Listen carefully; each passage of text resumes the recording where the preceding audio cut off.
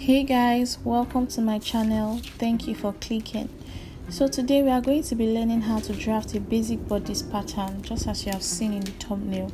So as you can see, I have my tape, my ruler and my marker. So first I'm going to be drawing a horizontal line. This is where I'll be taking all my measurements from. So if you are drawing on a pattern paper, just draw a line just as you see, like this. So the next thing is that I'll be taking my shoulder measurement. My shoulder is 16.5, just as you see here, and I'll be dividing that by 2 with my tape, and it's going to give me 8.25. So that 8.25 is what I'll be marking on my pattern paper. Now we are going to be taking our armhole measurement. So whatever we have on our shoulder is what we are going to be marking for the armhole. I have 8.25 on my shoulder, but before then I'll be coming down by half of an inch or 1 inch for shoulder slant or shoulder slope, because the shoulder is not straight. So from there I'm going to be connecting that line all the way to the neck area, and from that point where I marked the shoulder slope, I'm going to be coming down by 8.25 for my armhole measurement. I'll be connecting all the points together.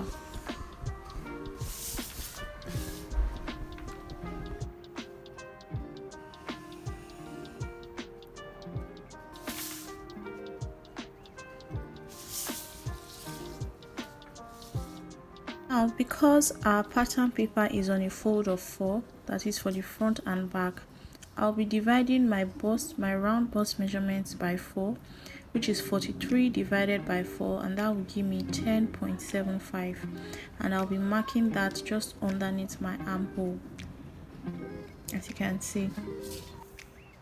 So for my vertical measurement, I'm taking my shoulder to bust point. My shoulder to bust point is 11.5 inches, and I'll be marking that out.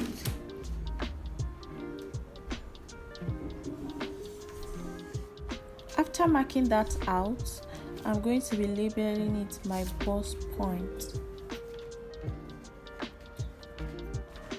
From that bust point, you want to come up by 2 inches to get your chest line.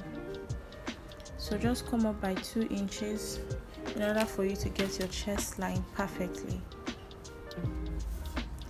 And I'll be rolling that out and labeling it my chest line. The next step is now to go back to our armhole. So whatever we have on our armhole, we are going to be dividing that by 2. So here I have 4.5, and I'll be marking that out. Please just follow the steps. I'm marking out 4.5 inches. So from there I'm going to be going in by half of an inch at this point. This is because the armhole is a bit curved and not straight.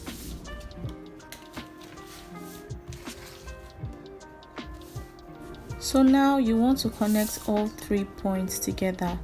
This part where my hand is, the part where I marked my round bust measurement, and my curve and my shoulder points, I'm going to be connecting all 3 dots together. If you do not have a ruler, please go ahead to use your free hand.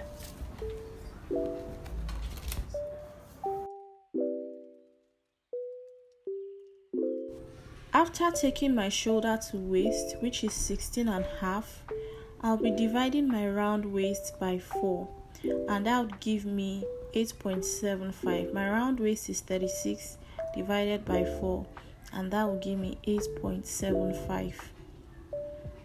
So I'll be connecting all my lines together right from my bust points to my waist, just as you see here. At this point, if you have decided to make a crop top, you can just cut out your pattern like this and you'll get your desired result. But for this tutorial, I'm not making a crop top, I'm making a top, a long top. So from the point where I have my waist measurement, which is 16.5, I'm going to be extending my tape all the way to the length of my top, which is 24 inches. So from there, I'm going to be marking 24 inches, and from that 24 inches, I'm going to be dividing my hips by 4. After dividing my hips by 4, I'll mark it there and roll out the line to that point, just as you see me doing here. So here I'm trying to smoothen out the blonde edges to give it that curve around the waist area. So for the dart, you would want to take nipple to nipple measurement. My nipple to nipple is 9 inches divided by 4, and that would give me 4.5 inches. And I'm currently marking that out across all my horizontal line. So after doing that, I'm going to connect all the points together down to the end of my top.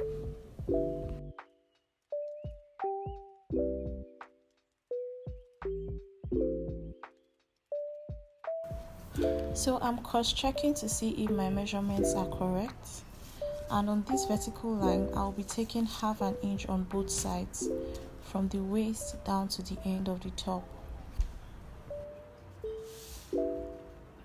From the bust point, that is where I'm marking this point, I'm going to be drawing a line all the way down to the end of the top on both sides. So just follow this step. This is going to serve as our dart. So for this dart, you can use this in case you are making a fitted top, but if you are making a free top, you do not need the dart.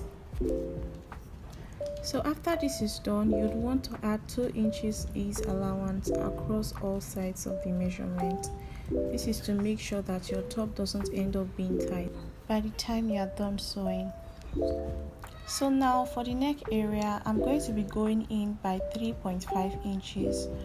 But if you want to, you can go in by 4 inches depending on how wide you want your neck to be. And for the neck depth, I'll be going down by 3.5 inches or 4 inches depending on how low you want it to be. So I'll be connecting the 2 points together, my neck depth and my neck width. So this neck area now is for the front.